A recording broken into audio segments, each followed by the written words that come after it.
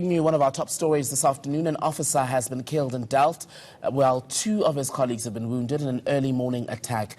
Police spokesperson Vish Naidoo joining us by phone this afternoon. Vish, thank you for your time. So, a dramatic and rather tragic start, or end to the weekend, I should say, for your members in Delft. Yes, indeed. It was a very tragic end to the weekend, Tembekile. Thank you for this opportunity. 4 of our police officers were on duty. As you know, that there are multidisciplinary operations taking place in the greater metropole area of the Western Cape, particularly in the Delft area. And while these police officers were patrolling, they came under attack by a lone gunman. Three of these police officers were shot. One unfortunately succumbed to his injuries. The second police officer was wounded in the head, and the third police officer in the arm. The fourth police officer managed to escape unscathed. But this suspect didn't stop there. He went onto another street where he was met by 2 other police officers. He continued to fire shots, but of course the police officers were able to subdue the suspect after they shot him in the leg. That suspect was subsequently arrested and is now in hospital under police guard. The 2 of our police officers that were wounded, they're also in hospital, and they reported to be in a stable condition. And Vish, were the officers in Delft as part of the larger operation that we've seen now, including the military? Yeah. Well, there's various areas that, from time to time we identify, we conduct operations, but these police officers were just conducting crime prevention patrol duties at the time when this incident happened.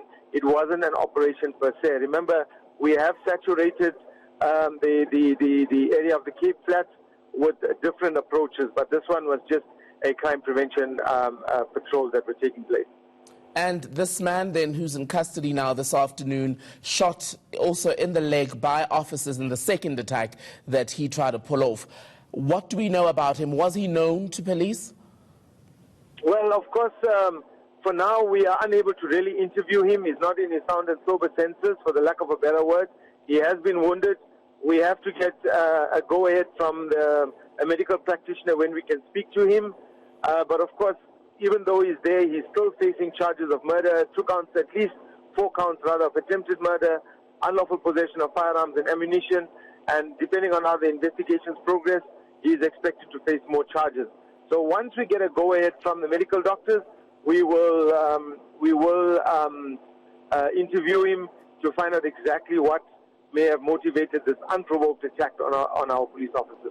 I mentioned the deployment of the army to work with your officers in parts of Cape Town, and I know we're still in the early stages of the military deployment there, but have you at this stage seen any improvement in the levels of violence in the Cape Flats since that deployment?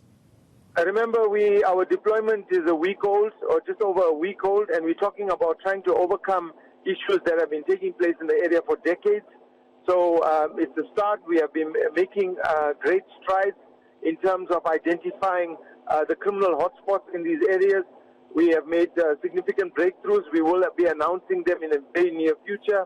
But we will continue our stabilization intervention as was pronounced by our principals, both the Minister and the National Commissioner, until we are satisfied, or up to a point that we are satisfied that people are and feel safe in that particular area. And Vish, just lastly, are residents on the Cape Flats heeding that call from the Commissioner Kehlas Tole for more information that will assist officers in tracking down some of the criminals? Well, no, we continue to ask communities to work with us, to provide us with any information of criminality, particularly before they happen or even after they happen. Give us information on drug dealers, on illegal taverns and so forth, because remember, drugs and alcohol is one of the greatest contributors of crimes in the country, especially in that area. So if we can, address those issues of proliferation of drugs, firearms, and these illegal taverns, we are likely to reduce crime quite significantly.